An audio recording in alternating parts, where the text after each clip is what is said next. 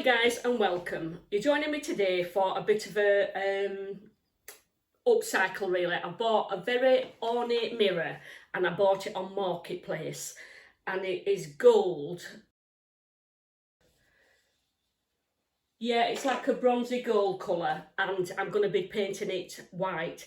Now normally I would distress a mirror, but I'm not going to do with this one. I'm just going to leave it brilliant white, and depending on how it looks when it's done and when I've seen it where I'm going to put it. Our Paige's bedroom, she's got like a desk and this fits probably with just an inch to spare at each side, and it's like in an alcove because it's what used to be like a wardrobe, like a walk-in wardrobe that was built in the house that we took the doors off and just made it into a desk for her when she started uni.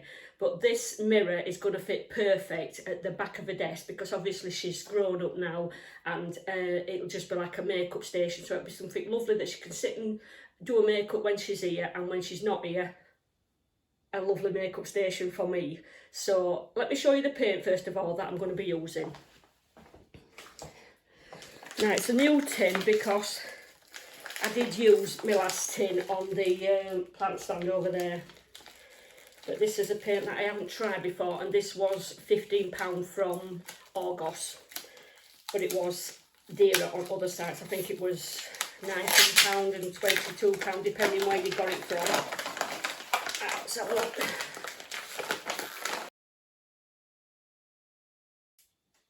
Right, so this is Rust-Oleum chalky finish furniture paint, and it's in chalk white. So this is the paint that I'm going to be using on the mirror.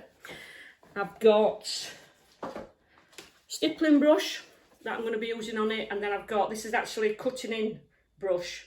Is it cutting in? Yeah, so it's precise for edges, so I'm going to use this one to be going around the edges on it, I think, and probably on the inside. We'll see how we go with that. But so these are my two brushes that I'm going to be working with, so let me show you what the mirror's like. Now there was some areas, where is it? One was there because this was all damaged. The corner was damaged there, was damaged there. Now I didn't realise here, but there was actually two holes in this that I didn't notice when I bought it. But it's done a great job of filling that and repairing it. So I sanded it down last night, so it's all ready to paint now. Right, so it's been wiped down, it's all been wiped down with the cloth, but it's not been sanded because all of this is hollow. I was told it was fiberglass, but when my husband filled it, he doesn't think it is fiberglass because of how it is on the inside. But anyway, so I'm going to go straight in. I've stirred the paint and I'm going to get straight in with applying the first coat. And it actually says on the tin that it doesn't need priming. So I'm going to get straight in there in with these, because there's obviously some grooves and that you have to get inside, you know, some deep areas, just making sure that that is covered. And I think it's probably going to take 2 coats hopefully. So let me just get in there.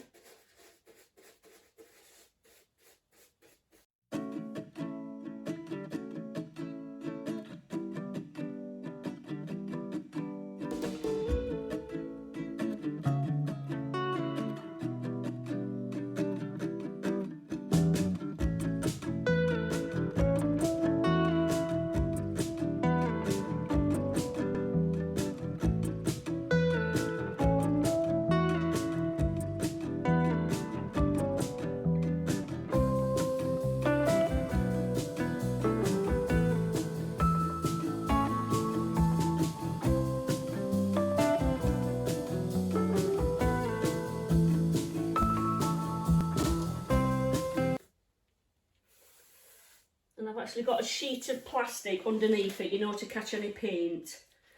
Right, so let's have a look at this then, because there's a few runs, you know, it's with the ornate thingies, so I'm just getting some of the excess paint off where it's like gone into a blob. In fact, I'll just go over it with this new brush while it's dry. and take any excess blobs off. Yeah, let's try that. It's doing the job, isn't it?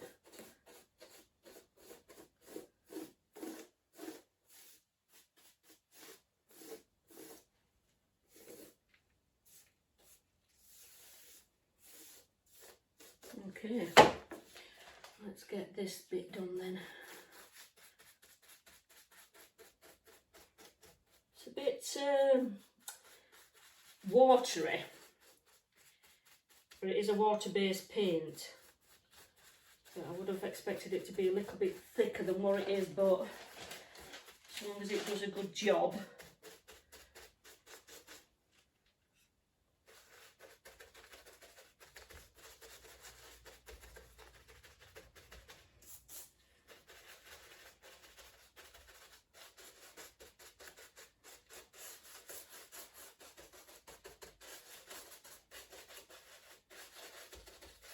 Right, so I'm going to carry on round here and get it all done.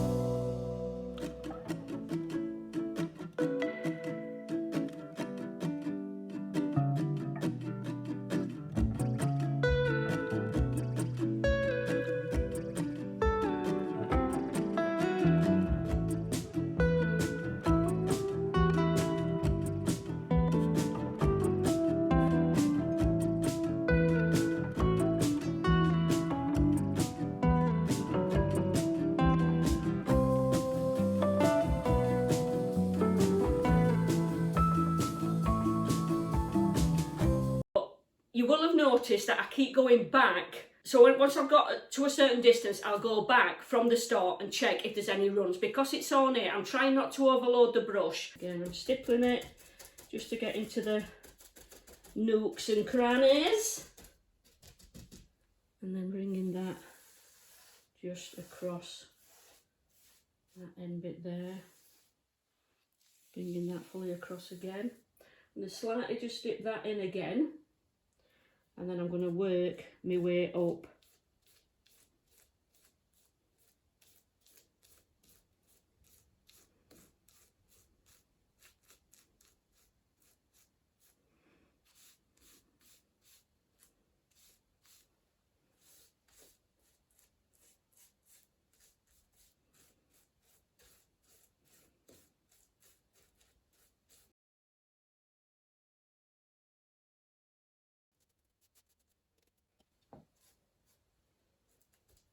So you've always got to keep going back and just making sure with these ornate mirrors that you don't miss any, because it's very easy to miss a bit, especially when you're working this way and then you've got all the ornate bit there. In fact, just spotted a bit just there and there.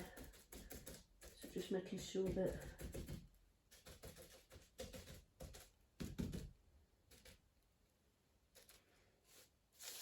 I'm pretty confident that there's no dark bits there now. So you can see that that's pretty easy to do. I'm going to rinse this out now so it's nice and clean for when I do the second coat, but like I said, I'm going to bin that other brush because it's just nasty. So just looking at this side, guys, you can just see there as well. Can you just see those two dark patches? You've got one there and one there. So I need to get some paint on them, but this is just seeing it from the opposite angle. So you can just see here, guys, this is the first coat that's on it. It says touch dry in an hour, and I think it can be recoated after 4 hours, but it's actually 9:15 at night now, so it will be tomorrow when it gets the second coat on.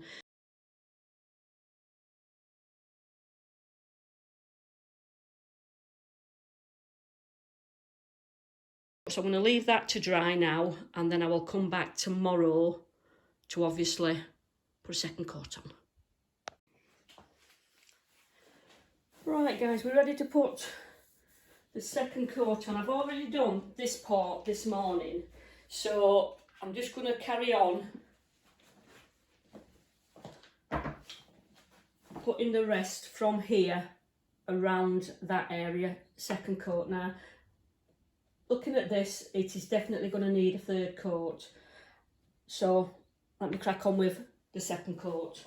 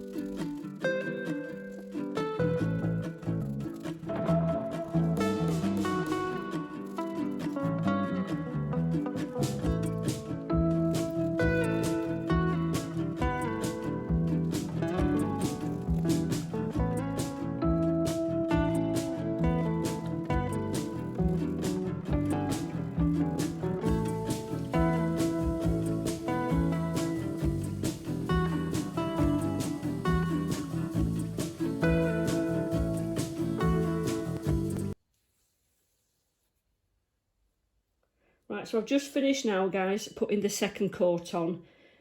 So I'm going to let that fully dry overnight. Right, guys, so with 4 coats in, and I'm not putting any more on it. I'm going to talk about the paint and how I feel about it at the end of the video. So what I'm going to do now is we're going to take the newspaper off, and any paint that's on the mirror, get it off, and then I'm going to put it on the desk and we'll see what it looks like then.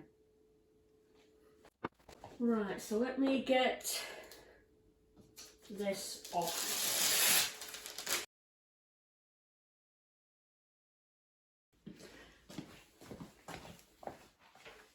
Right, so what I've got, guys, is this is a tool that I bought from Clean Easy, I believe it was. And I bought this to get, you know, like the fat off your kitchen, fat off your oven door. So I'm just going to use this to get in and pull the paper out.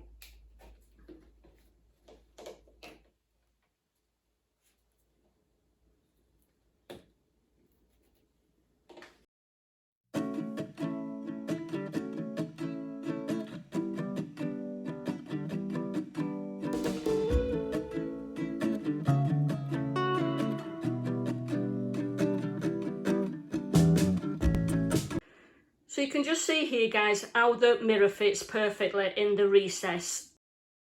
There's hardly any space, there's just enough room actually to get it in and out, so there's not an inch at each side, but it's about 5 inches sitting above the desk. But it's just such a calming area because I've put the lamps that was on the windowsill at each side of the mirror. So it's a very tranquil space now for either doing your makeup or your hair, whether it's in the morning getting ready or getting ready to go out at night. It's just such a lovely space. And I just love how the mirror looks inside. So for now I am going to leave it white because I've got white walls and the desk is painted white. It's not to say I won't distress it at a later date, I may do, but for now I am just going to leave it. But I'm going to have a chat with you now about the paint and why I didn't take the mirror out of the frame to paint it. Right, so let's talk about, first of all, why I didn't take the back of the mirror off. Now, a while back, I used to have a mirrored dressing table, which had 2 small drawers on. Now, when we got it, it was my sister who gave it me, and Mark had said to Kevin, one of the drawers handles is loose. So when we got it in position that night, he tightened it up from the inside.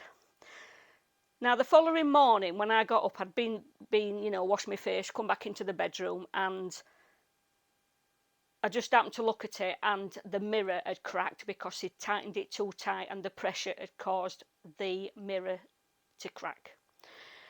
Now, it was a mirror that was that size by that size, and it cost £25 to get a new one.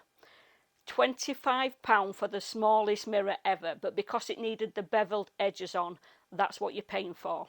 Now, with that mirror that I've just done, because it's a screw back where you screwed it on, now you screwed it onto the wood, but that was putting pressure on the front, and I didn't want the risk of putting too much pressure in an area and risking it cracking. So that is the reason why I didn't take the mirror off, because it would have been a shame for it to crack. So going to the paint now then, guys. Rust-Oleum chalky finish furniture paint. It says a classic smooth touch flat matte finish, no priming or sanding required, and I got it in chalk white. Now I wouldn't recommend this paint at all. I thought it was too thin. The coverage wasn't there. Now, to say don't use a primer, if you're painting something light, then you might not need a primer. But when you're painting something with what's got a serious colour and you've got to cover it, then you're going to need a primer, because this 4 coats I put on it. 4 coats. So this is a paint that I will not recommend to anybody, and I certainly won't be buying it again. I will just buy Aldi's Own. I don't actually, it's not Aldi's Own, is it? I can't remember what brand it is, but Aldi sell it, and I think it's either £4.99 a tin or £3.99. And me personally, I'm saying that it's better paint than what that is, and I paid £15 for that. And it's actually dearer on other sites, depending on what sites you go on. I hope you've enjoyed this video, guys. I'm happy with how the mirrors turned out. Like I say, I'm not happy with the paint, not happy that I had to put 4 coats on it, and then there were still areas that I had to touch up. But it is what it is at the end of the day. I'm happy how the mirror looks in the area, and to say I paid £20 for the mirror, £3 for about the filler, and £15 for the paint. I think the mirror is great for £38, because it would have cost a lot more than that, I think, in the shops. So thanks for watching, guys. Take care for now, and I'll see you soon. Bye for now.